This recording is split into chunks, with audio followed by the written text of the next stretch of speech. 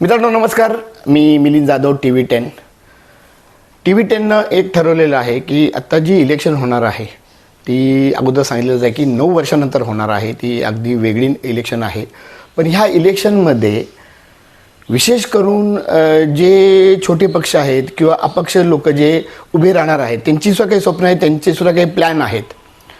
तर विशेष करून ते आपण लोकांच्या समोर अगदी आणणार आहोत. हे पॉडकास्टचा सगळा सेटअप आणि हे पॉडकास्ट जे आपण करतोय हे त्यासाठीच आहे. आज जे अर्ज भरण्याचा हा शेवटचा दिवस आहे. तर मी आणखीन एक गोष्ट तुम्हाला सांगतो की हे जी महानगरपालिकेची जी इलेक्शन आहे पुण्याची, विशेष करून 2026ची जी महानगरपालिका इलेक्शन आहे त्याला मी एक नाव दिलेलं आहे, सर्कस नाव ह्यासाठी आहे की अक्षरशः सगळे पक्ष आणि त्याचे पदाधिकारी जे आहेत ना ते एका अर्थाने लोकांना मिळवण्यासाठी सर्कस करतायत, त्यानंतर मतदारांना खुश करण्यासाठी सर्कस करतायत. असं ह्या अर्थाने ते सर्कस आहे. त्याच्यावर आपण पुढे बोलणारच आहोत. तर आज त्याच जे काय आपले पॉडकास्ट जे आहेत त्याच्यामध्ये दुसऱ्या नंबरवर आज आपल्याकडे आहेत जयश्री डिंबळे मॅडम. या कोथरूडमधनं उभे राहणार आहेत आणि ह्यांचंसुद्धा जे काय टक्कर आहे, विरोधी जे आहे, कोथरूड म्हणलं की तुम्हाला माहिती आहे की भाजपचा बालेकिल्ला आहे, तर यांच्याशी टक्कर आहे. पण तरीही अशाच लोकांना आपण सपोर्ट करायला हवा, कारण का त्यांची काही प्लॅन आहे, त्यांची काही स्वप्न आहेत आणि तेही आज जरी अगदी आम आदमी किंवा सामान्य माणसं असतील तर पुढे जाऊन ते जर नगरसेवक झाले तर आपल्याला त्यांची गरज लागणार आहे आणि ते आपली कामं करणार आहेत नागरिकांचे. तर मॅडम तुमचं पहिल्यांदा TV10वर स्वागत आहे. Thank you so much. आणि आपली पद्धतीप्रमाणे तुम्ही तुमच्या स्वतःची ओळख आमच्या प्रेक्षकांना किंवा सगळ्यांना करायचं. हरिओम, जय सद्गुरू. माझं नाव जयश्री डिंबळे. मी प्रभाग क्रमांक 11 मधून सर्वसाधारण महिला गटामध्ये उमेदवारी घेतलेली आहे आम आदमी पार्टीकडून. त्याबद्दल आम आदमी पार्टीचे सुद्धा खूप खूप मनपूर्वक धन्यवाद. तर आता तुम्ही आता सांगितलं की आम आदमी पार्टीला आपण दिल्लीत बघितलेलं आहे, पंजाबमध्ये बघितलेलं आहे, गोव्यामध्ये बघितलेलं आहे, पुण्यामध्ये त्यांचा प्रभाव कसा पडणार याच्याबद्दल सुद्धा नागरिकांना शंका आहे. तर तुमचं पहिल्यांदा थोडं बॅकग्राऊंडही सांगा. आम आदमी पार्टीने दिल्लीमध्ये खूप सुंदर काम केलंय. म्हणजे मोहल्ला क्लिनिक असू दे, म्हणजे आरोग्यविषयक, शिक्षणाविषयक असू दे, गव्हर्नमेंट जे स्कूल्स आहेत जे आता सध्या बंद पडत चाललेले आहेत, तर तिथे गव्हर्नमेंट स्कूलला प्राधान्य देऊन गव्हर्नमेंट स्कूल ज्या आहेत त्या खूप चांगल्या पद्धतीने सुधारून मोफत शिक्षणाकडे, म्हणजे ज्या बेसिक गरजा ज्या आहेत ज्या सर्वसाधारण नागरिकांना मिळणं आवश्यक आहे त्याच्यावर खूप जास्त प्रमाणात भर दिलेली आहे. तसंच मिडल क्लास पासून लोअर क्लास पर्यंत जास्त लोक, म्हणजे 80% लोक तर त्याच कॅटेगरीमध्ये मोडतात.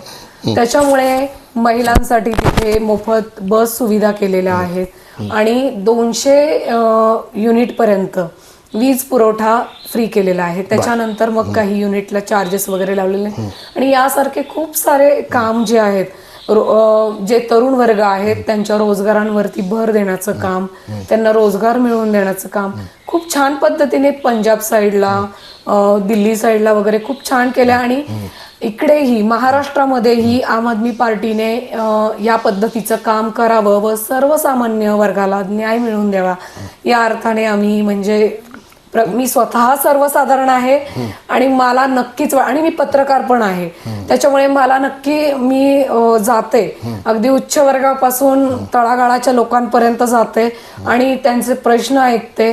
परंतु खूप वाईट वाटतं की त्याच कामासाठी लोकांना 100 ते 150 वेळा चक्रा माराव्या लागतात आणि त्यांचे कामं देखील होत नाही, पैसाही वाया जातो, पण याला कोणी दाद देत नाही. तर मला असं वाटतं की कुठेतरी हे बदललं पाहिजे प्रशासना.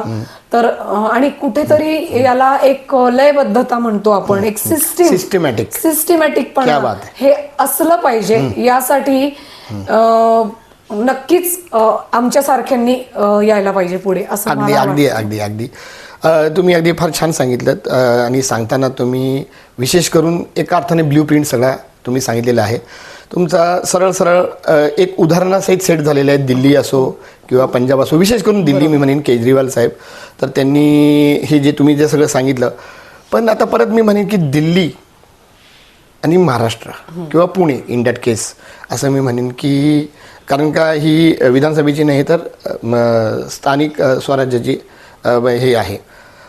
तर म्हणजे महानगरपालिका इलेक्शन आहे, तर त्या दृष्टिकोनातनं दिल्लीचं कम्पॅरिझन पुण्याशी करता येईल का पहिली गोष्ट म्हणजे, आणि तुम्ही जे म्हणताय ते खरंच अशा पद्धतीने इकडं आणता येईल का? दिल्लीचं कम्पॅरिझन आपल्याला पुण्यात करायचं नाहीये, पण पुणे महानगरपालिका जी आहे याचं बजेट नक्कीच दिल्लीपेक्षा जास्त आहे. क्या बात आहे. बरं. आणि याचं बजेट जास्त आहे, त्या बजेटमधून या ज्या गोष्टी आहेत, मोहल्ला क्लिनिक, आरोग्य सुविधा किंवा आपण म्हणतो जी बेसिक गरजा, शिक्षणाची बेसिक गरज जी आहे, या सुविधा पूर्ण होऊ शकतात जर आपण एक सिस्टमॅटिक पद्धतीने जर आराखडा रेडी केला तर हे होऊ शकतं. कारण दिल्लीपेक्षा आपलं नक्कीच बजेट जास्त आहे. बरं, म्हणजे दिल्लीचं जे महानगरपालिका आहे त्याच्याबद्दल म्हणताय. तर ओके, हे झालं एक भाग. आता दुसरा प्रश्न परत असा आहे की महाराष्ट्रातलं राजकारण मी म्हणतोय, मागच्या गेल्या समजा आपण अगदी 2019 नंतर बघितलं तर जे काय उलतापालतं झालेले आहे, जे काय पक्षामधले गोंधळ आपण बघतोय, आणि एका अर्थाने गोंधळलेली परिस्थिती तर आहेच आहे, आणि फार म्हणजे ज्याला लोकशाहीला पूरक नाही आहे असं आम्हाला वाटतं. पण याचा माझा प्रश्न हा आहे की तुमची टक्कर फार म्हणजे प्रस्थापित आणि फार मोठ्या लोकांशी होणार आहे. मग ते सत्ताधारी पक्ष असू दे नाहीतर विरोधी पक्ष, कारण का तुम्ही या दोघांच्या विरुद्ध आता लढणार आहे एका अर्थाने, आणि त्यात आणखीन बघायला गेलं तर कोथरूड. हो, तर याची तुमचे काय प्लॅन आहेत, तुमचे काय म्हणजे तुम्ही लोकांसमोर ह्या सगळे दिल्लीचा प्लॅन तुम्ही करणार आहात, हे कसं मांडणार आहात? आम्ही एकतर म्हणजे अगोदर पण लोकांना समक्ष भेटून गल्लोगल्लीमध्ये जाऊन आम्ही ग्राउंड लेवलला वर्क करतो. मेन म्हणजे आमचा प्लॅनच असा असतो की आम्ही कुठेही म्हणजे टीव्हीद्वारे किंवा त्याद्वारे डिजिटल मीडिया तर करतं आपलं काम, पण आमचं आम आदमी पार्टीचं महत्वाचं काम म्हणजे काय माहितीये, हे जे आपण म्हणतो मोठे पक्ष आहेत किंवा ते फक्त निवडणुकीच्या वेळेसच नमस्ते करायला येतात, पण आम आदमी पार्टीमधला जो व्यक्ती आहे तो सर्वसाधारण असल्यामुळे त्याला सर्वसाधारणचे प्रश्न काय आहेत, त्यांच्या अडीअडचणी काय आणि त्या सोडवण्यासाठी तो त्यांच्या दारात जातो, त्यांच्या अडचणी सोडवण्याचा प्रयत्न करतो. म्हणजेच काय, आमचं जास्तीत जास्त डोर टू डोअर कॅम्पेन वरती खूप जास्त भर असतो. आणि का तर याचं कारण आहे की डोअर टू डोअर व्यक्तींशी आपण जोपर्यंत कॉन्टॅक्ट साधत नाही, वर्क करत नाही, तोपर्यंत त्यांच्या समस्या आपण सोडवू शकत नाही. आपण नाटक करू शकतो पण रिॲक्ट नाही होऊ शकत त्यावरती. आणि खरंच जर समस्या सोडवायच्या असतील तर तुम्हाला डोअर टू डोअर व्यक्ती लोकांपर्यंत गेलं पाहिजे, तरच तुम्हाला त्यांच्या समस्या तुम्ही सोडवू शकता. ओके. आणि राहिला दिग्गज मोठ्या लोकांचा प्रश्न, तर मला असं वाटतं माणसाने विचारांनी मोठं असावं, माणसाने कर्तृत्वाने मोठं असावं. पैशाने किंवा नुसत्याच पदाने मोठं असून उपयोग नाहीये, किंवा पैसा वाटण्यात पण पॉइंट नाहीये. तर पैसा अशाच ठिकाणी जावा जिथे गरजेचं आहे, आणि अशा लोकांचं काम झालं पाहिजे त्या पैशातून ज्यांना खरंच आवश्यकता आहे. बरं, ठीक आहे. आता तुमच्या बाबतीत आणखीन एक आम्हाला जे कळालं की तुम्ही एक पत्रकार सुद्धा आहात, तर हे सांगड कसं, म्हणजे अर्थात हे म्हणजे आम आदमी पार्टीला नवीन नाही आहे. आम आदमीमध्ये सुद्धा मागे सुद्धा पत्रकार लोक सामील झालेले आहेत, कारण का पत्रकार सुद्धा एक नागरिक आहे आणि त्यांचाही नागरिकाची टच आहे. तर पत्रकारितेचा तुम्हाला तुमच्या पूर्ण प्रचारामध्ये हा कितपत फायदाही होऊ शकेल, तोटाही होऊ शकेल, आणि असा काय विचार आला की पत्रकारी आहात आणि आता तुम्ही इलेक्शनही लढवणार आहात, नगरसेविका होणार आहात?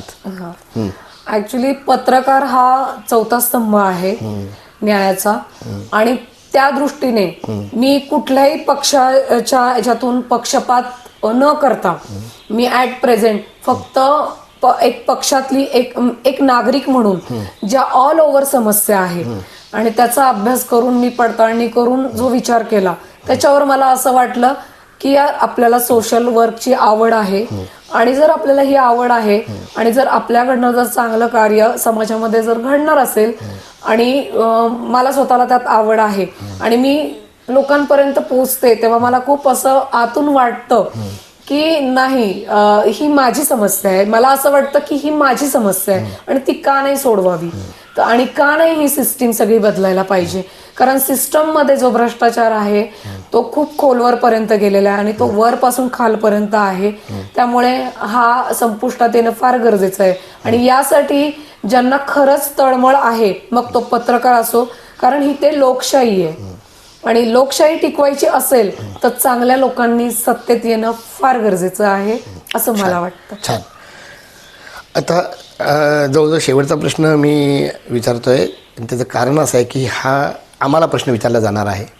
तुम्ही एक महिला आहात, महिला पत्रकार आहात, बरोबर, आणि आता महिला उमेदवार आहात. तर महिलांच्या दृष्टिकोनातनं तुम्ही काय करणार? आणि एक वेगळा प्रश्न विचारतो की आता सध्या एक वातावरण असंही झालेलं आहे की हे महिलांचे जे नियम आहेत, महिलांच्या सुरक्षेच्या दृष्टीने जे नियम आहेत त्याच्यावर पुरुष थोडेसे नाराज आहेत.